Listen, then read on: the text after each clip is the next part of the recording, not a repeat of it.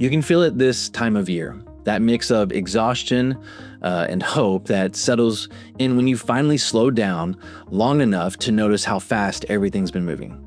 2025 has been a long one, full of wins, setbacks, and moments that forced a lot of us to look in the mirror. And if you're anything like me, you've probably had times where you thought, am I leading from conviction or just trying to keep everyone moving? I've talked with pastors, creatives, and business leaders, and the theme has been the same. We're all carrying a lot. Pressure, expectations, and the tension between wanting to inspire and just trying to keep the wheels from falling off. Sure, yes, there's been progress, but there's also been frustration. And maybe that's the gift of this season. It exposes what's really underneath. I remember one Thursday night, it was earlier this year, the house was quiet, laptop open, another long list of things that needed my attention. And I just sat there, staring at the screen, realizing how thin I felt. Not burnt out exactly, just stretched, way too thin. And that moment made me start asking harder questions about the way I lead, not just what I'm doing, but how I'm doing it. Because somewhere in the middle of all the busyness, I realized I was missing something deeper. Listen, leadership isn't just about momentum. It's about honesty. It's about the courage to face what's uncomfortable, even when it's messy. It's about showing up for the work with your people, not just talking about the work to them. And it's about remembering that vision means nothing if it costs you your soul. If I could sum up this year in one sentence, it would be this: that 2025 reminded me that leadership is less about control and it's more about connection. And that's what this video is about. As we look ahead to 2026, I want to slow down for a few minutes and share 3 big lessons this past year has taught me. Not theories, not something from a book, real things I've had to walk through myself, okay? One is the importance of mining conflict, not avoiding it, but leaning into it to build real trust. The second thing is this: the reminder that leaders still need to do the work, because leading from the sidelines doesn't inspire anyone anymore. And the third thing is this, okay? That vision without rest will always lead to burnout. And if you've felt stretched thin, frustrated, or unsure of how to keep leading well, you're not alone. So let's take a deep breath and unpack what 2025 has been trying to teach us about leadership. Conflict has never been anyone's favorite part of leadership. Most of us would rather avoid it, smooth things over, keep the peace, move on. But this year, I learned that sometimes the only way to real trust is through tension. We talk about trust all the time, but rarely do we stop to ask what it actually looks like when it's real. Is it politeness, agreement, or is it the willingness to be honest, even when it might sting a little? Earlier this year, our team read The 5 Dysfunctions of a Team. If you've read it, you know the first dysfunction is the absence of trust, and that trust can't grow without vulnerability. So as a team, we decided to spend a day away from the office, a full day, to talk honestly about where we really were as a group. Somewhere in the middle of the conversation, I asked them a simple question. On a scale of 1 to 10, how much do you actually trust each other? We were sitting at a table, and one by one around the table, each person gave me a number. And, it was like 7, 6, 8. And one by one, every person gave me these numbers. And honestly, I was shocked. I looked around and I said, I love that you think it's a 7, but from where I sit, it's a 3. The room got a little quiet, but I meant it. Because almost every week, someone was in my office venting about someone else. And I'd listen, I'd try to help, and then I would ask, have you told them that? And most of the time, the answer was no. That day, that moment, it was uncomfortable. I had to pull the honesty out of people, and that's not a fun place to lead from. You can't force vulnerability, but you can create space for it. You can choose not to let things hide under the rug. You can say, we're not going to protect comfort at the cost of connection. And that's what I mean by mining conflict. It's the willingness to dig beneath the polite surface of we're fine to get what's actually true. It's the hard work of slowing down, and asking better questions. And it's not running from tension when it starts to rise, because what you don't deal with in a meeting, it eventually shows up in your culture. In that moment, I realized something about my role. My job isn't just to cast vision, it's to cultivate honesty, to pull what's hidden into the light, even when it's awkward. And as leaders, we can't fix what people won't say out loud. And if our teams don't know how to disagree openly, they'll quietly disengage instead. And the irony is this, it's that conflict doesn't destroy trust, avoiding it does. When I think about the healthiest teams I've ever seen, okay, they aren't the ones that avoid hard conversations. They're the ones that can have them and still walk out of the room together. Minding conflict isn't about drama or intensity. It's about building a culture where truth is normal and gossip is foreign, where feedback is a gift, it's not an attack, where when someone says, I disagree, it doesn't mean I'm against you. And that starts with us. As leaders, we set the tone. If we flinch at tension, our teams will too. And if we lean into it calmly, curiously, and with respect, they'll learn to do the same. That retreat that day, it didn't fix everything overnight, but something shifted. People started to talk to each other more directly. The conversations got a little bit more honest, and slowly, trust started to grow in the open. What I learned through that experience is this: healthy teams don't happen by accident. They're built through courage. And courage, more often than not, looks like a leader who's willing to mine for conflict.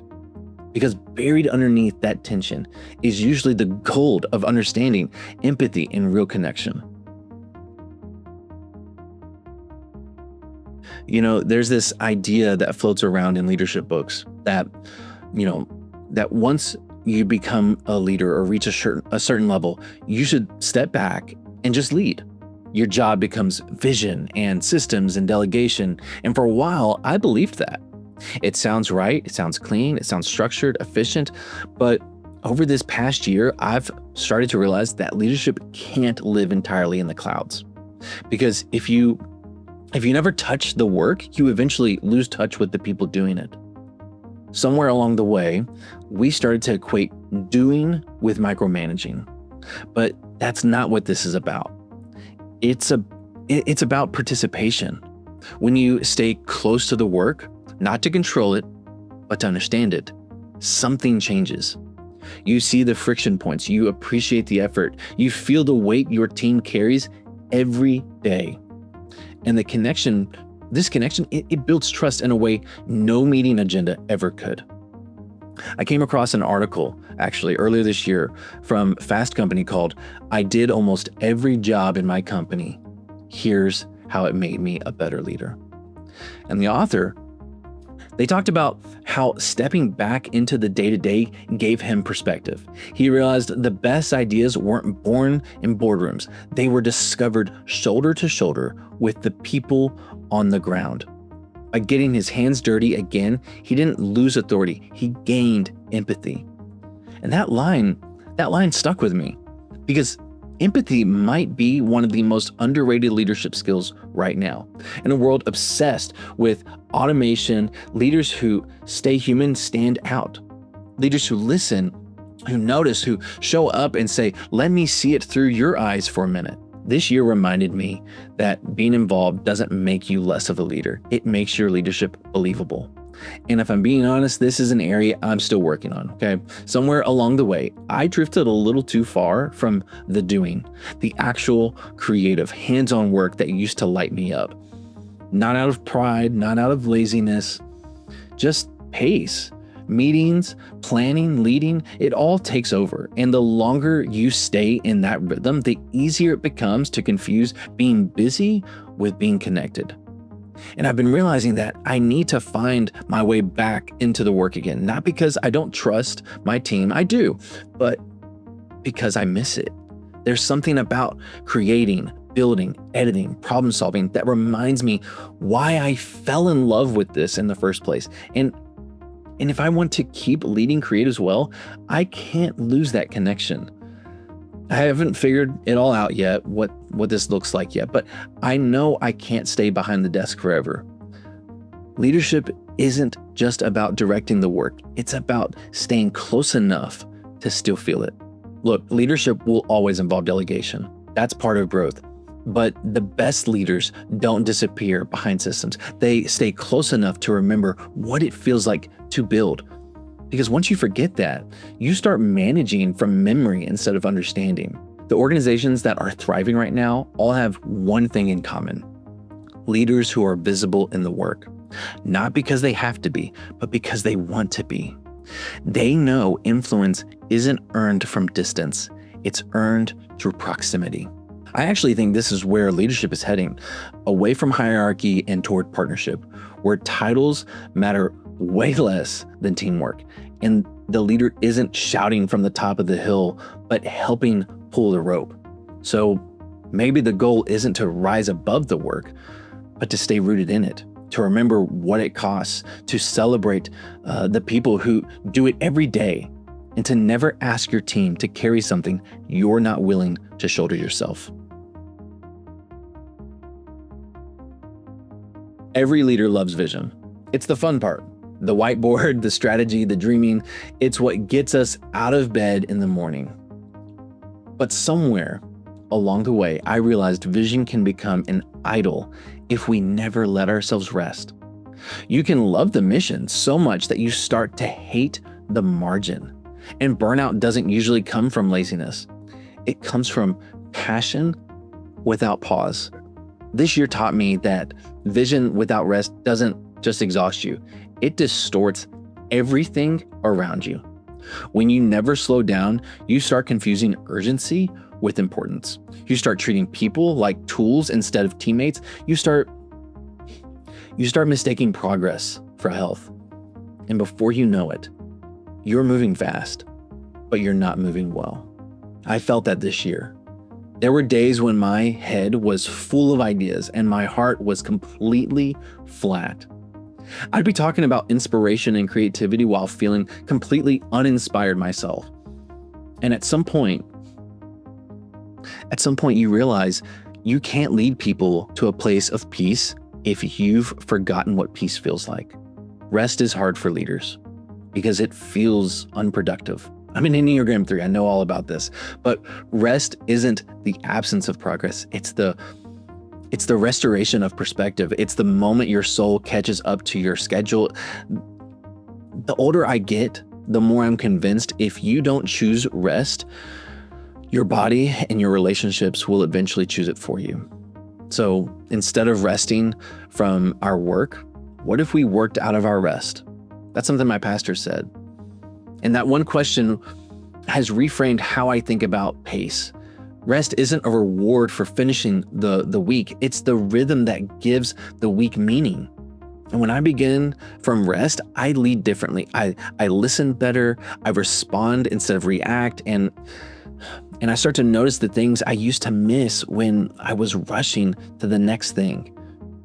When you slow down long enough to breathe, you start to see your life again. Not the version on the calendar, but the one that's actually happening in front of you. You notice your family at the dinner table instead of just being present physically. You remember that the people you lead have whole lives outside of their job titles. You start to hear God's whisper again. You hear that whisper, the one that always gets drowned out by the noise of deadlines and doing. It's taken me a long time to learn that pace and purpose aren't the same thing.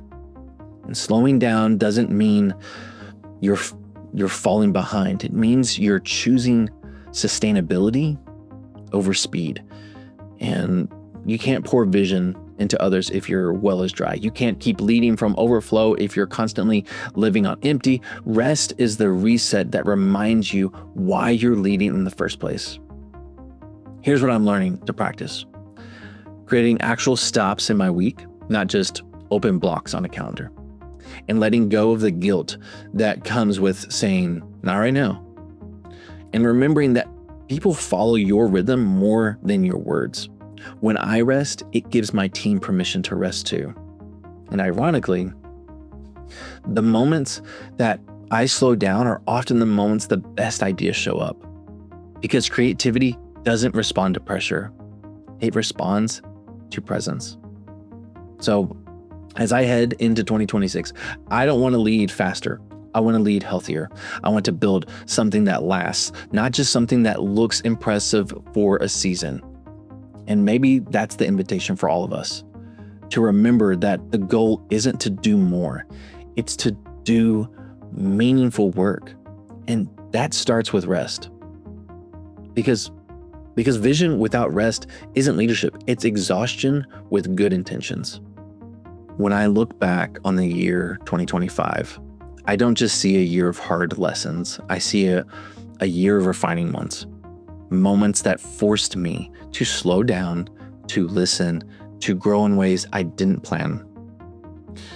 If I had to sum it up, this year taught me 3 things that I don't ever want to forget.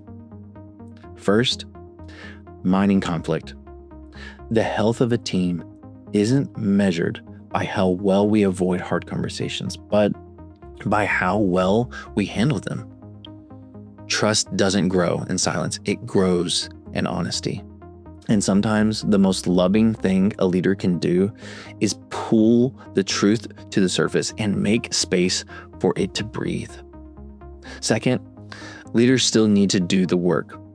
Leadership isn't about standing above the effort. It's about being close enough to understand it.